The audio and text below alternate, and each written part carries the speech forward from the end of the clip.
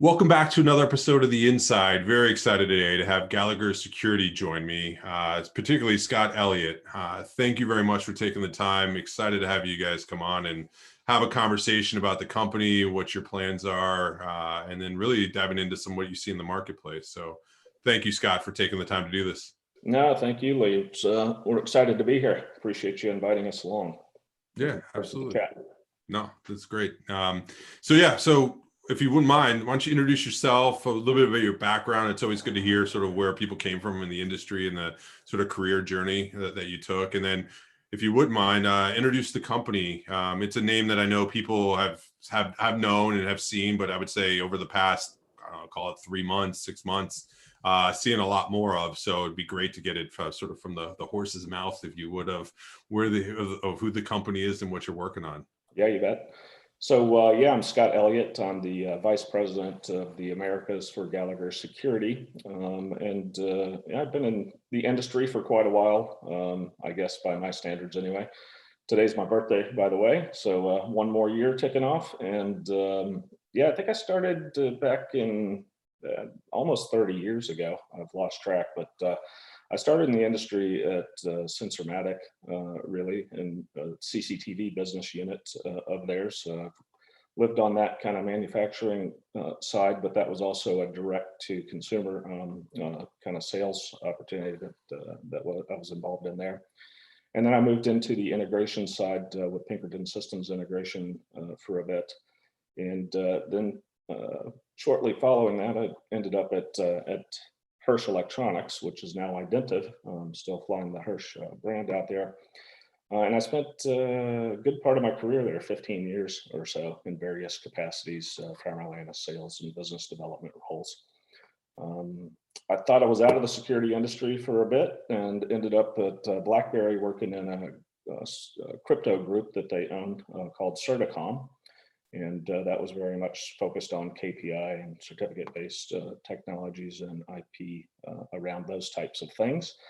And then I got a call from a recruiter wanting to talk to me about this awesome opportunity back in the security business. And I ended up sucked back into the security industry. As you know, it's very much so like the mafia. Once you're in, it's very difficult to get out. So that's a bit of my journey. I've been here at Gallagher for going on 5 years now, I think, somewhere thereabouts. And I'm piloting the ship in the Americas.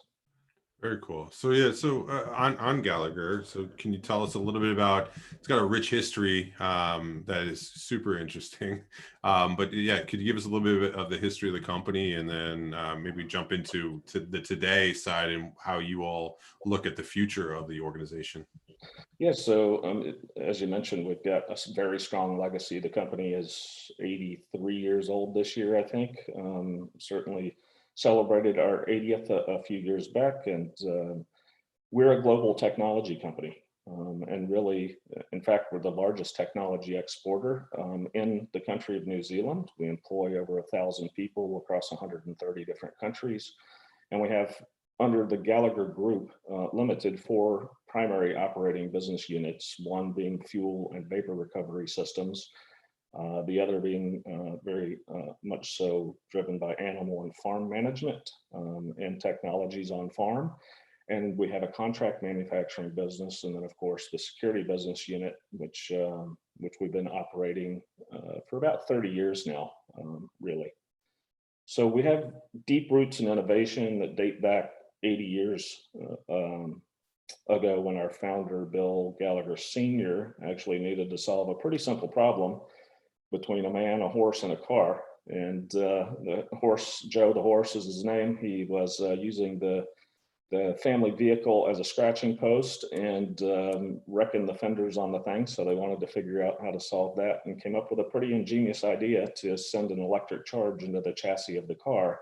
So as the horse was bouncing the car up and down, it would get a shock and solve the problem. And while they never saw Joe get shocked, they rigged this thing up, and they never saw him near the car again. So that was really the genesis of the electric fence. And we've invented the electric fence and then commercialized that, and that really started that journey of innovation over the past 80 or so years. Wow, that's interesting though, where it's always funny to sort of hear where some of these things germinate and they go from there, but when you can bring it all the way back onto that side. So, but let me, so being 80 years wrapped in innovation, if you would, like, what do you, what do you believe has created that sort of as a culture? Is it from the leadership standpoint? Is it, from the stories being passed on? Is there an expectation like on metrics? Like what drives the innovation side of your business? Very much so is from the legacy. It's certainly founded in the legacy of the company, and continues with Sir William Gallagher, who just stepped into an ambassador role for the company, but has basically started at the bottom of the business, learned the business, and worked his way up and continued that innovation strategy. So it's very much embedded in our culture. We have a term that we use here around our orange DNA, and that is founded in just deep roots in innovation and an entrepreneurial spirit and mindset, I would say. Everybody here is empowered to innovate, not just the product, but processes and new ways of working and all types of things. So it's not just about the technology either. It's in our DNA to discover, design, and deliver customer-inspired solutions that really redefine what's possible for our customers around the globe. Right. So, and I recognize from the innovation side, you talked about the different areas that you're in. So as part of the sort of security solution side, can you talk a little bit about those different solutions that you do offer? Because I know it goes beyond just, I would call it the traditional security, which I know you do. But it through our conversations and getting to know each other a little bit, I was actually quite surprised to see the breadth of what your system does beyond just the locking and unlocking, if you would, of our industry.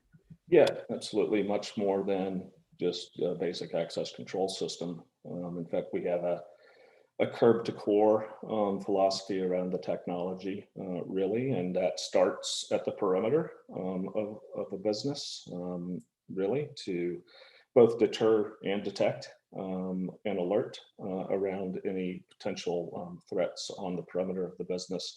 And then we work our way into the business. So at the perimeter, of course, protecting that, but then moving into the access control side of the business, we certainly have a full suite of both SMB platform for small, medium business, commercial, and then very high security products for the access control space and the intrusion detection space. So we also have a fully native intrusion detection capability built in.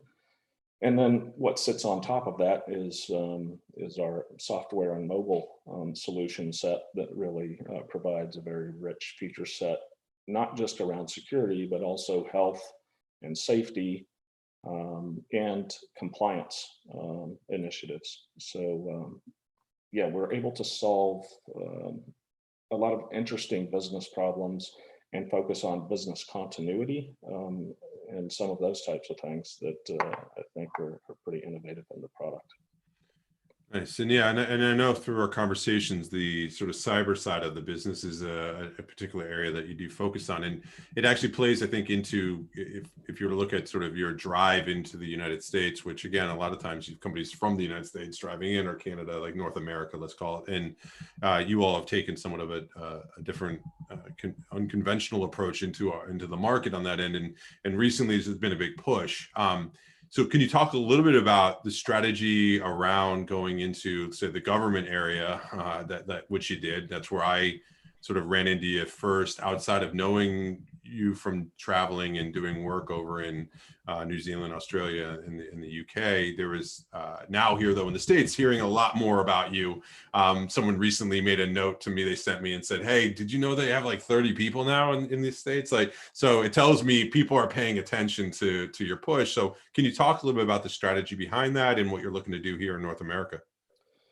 Yeah, I guess I'd start with that kind of cybersecurity and security of security focus, because I think that's really critical, and it is very much so a strong strategy of ours is to be really the product of choice across the Five Eyes nations in high security, which is at the highest levels of government. And that starts really, I talked about curb to core. The core of the business is really that component, right? If that piece is not right, then you have a pretty pervasive threat vector. And as more and more things become connected across the security ecosystem, and as security platforms become more woven into the business, that presents significant vulnerabilities. So for us, that definitely means a continued strong and intentional focus on the security of security. It's the stuff that's under the hood that you don't see, but that is absolutely critical. And if that stuff's not right, there's serious issues. And I believe that, you know, that shouldn't just be about lip service or a great marketing, you know, message or ploy. It is a good practice, but beyond that, I think as an industry, we have an industry and a social responsibility to make that a part of the product development process. You know, at the end of the day, our systems are keeping people secure and assuring that they return home, you know, to their loved ones at night in many cases. And if it's easy to basically get into the system through that back end perspective, that certainly mitigates all of the effort in deploying a security system. So that's definitely a strong push for us, and that led us really into developing the PIV platform for FIPS 201. I guess really that's Sir William Gallagher. You can thank him for the vision, one, and the investment that he made in building a purpose-built product and solution for that vertical market in the United States. So he went to some industry show and heard a bunch of government people saying, if you build this thing, we will come, and, you know, there'll be dollar signs. And that was a pretty long road, you know, millions of dollars and lots of years to get traction. Not because of the product or anything else, really more from just an adoption perspective within the federal government of actually getting that stuff done. So, and from that, I think, you know, as a strategy across the 5 eyes is, if it's good enough for those levels of government, it's probably good enough for you, everyone else, you know, commercial and enterprise of world. So, from the people perspective and the scale and the team, I mean, we're on a mission really to leave the world safer and more secure than we found it. And that also then has us on a mission to become $1 billion company globally. And so we've got steps and a 5-year strategic plan around that and beyond. But that's driving a bit of the investment strategy, really the investment strategy in the Americas, and specifically within the United States. I guess that COVID's provided us also a bit of an opportunity to look inward and, you know, how might we make investments and invest in planting trees for the future? And that's really what we're up to, right? We're planting those trees for the future. And I think that's a part of, one, the innovation of the company, but also the fact that the company it's privately held, it's family owned, but it's independently operated, which I think is important. And that enables us to take a very long view of the business. And, you know, we're also have a strong track record of profitability and financial security. So we're able to make those investments. We've invested in millions of dollars of salaries over the last 12 months in the US. And that's really to a couple of things. It'll allow us to accelerate out of the pandemic, probably ahead of some of the competition, frankly. So that's exciting. You know, I can't tell you for certain when all of this is going to return to normal, but you know, I thought that was, no, I wish you had a crystal ball. Yeah. It'd be nice.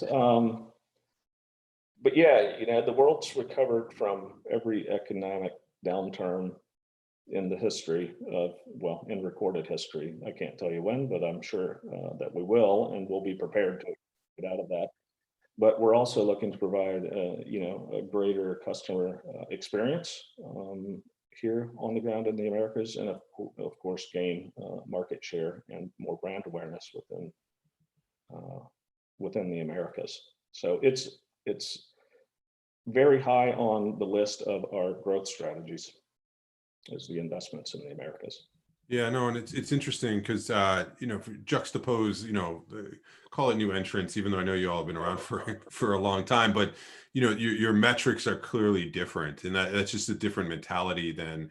Not saying one's better than the other. It's just what your metrics are, and you sort of the long view of this versus trying to make a splash and drive now to gain traction. You're worrying about like eating market. No, you're like, it's like a methodical approach to growth, which is interesting because, you know, the partners are different in that case. Where you what you get excited about and what you don't, it allows sort of a different way to just do business, which is interesting to see. Especially, I'm sure there's a lot of companies that would love to see North America be their growth opportunity. Is, you know, a unique sort of position to be in, versus the other way of looking at, you know, how do you do rest of the world type of growth. So it's fascinating to me to see sort of the positioning of there's a change that is happening, and you all are investing in it, and especially from the long run. So I'm excited to see the impact that you make. And on top of that, it's not just words. I mean, going after the government space, that's not a quick win sort of area that you go after to sort of, you know, point at the scoreboard. That's not what that is. That's an investment in time, energy, and money that a lot of people don't necessarily either want to or can see the foresight to where the return on that money takes a while. So kudos to you all for doing that. It's interesting. So you talked a little bit about sort of where you see the future, and you know how that, I mean, in the growth that you have on that side. So you know, if you were to summarize sort of like what's next for you all, what's next for you? Well, we're going to continue to scale here in the Americas and grow into those investments that we've made. So that's key for us, I think. And we've not just invested in people in the sales department. You know, that's certainly been a part of it to operationalize more territories across the U.S. But we've also invested in the engineering side of the business here. We've invested in the operations side of the business. We've invested in the marketing side of the business. So it's a full push across the entire ecosystem to ensure that we're providing, a strong customer experience, a positive customer experience. So certainly we'll continue to do that. From a corporate perspective, you know, we are innovating ourselves really to get to $1 billion. You know, we're not going to get there looking 80 years back. Certainly we've innovated the business since those 80 years ago, but that's a continuous evolution for us. So we're really looking at new ways of working and innovating our processes and how we work.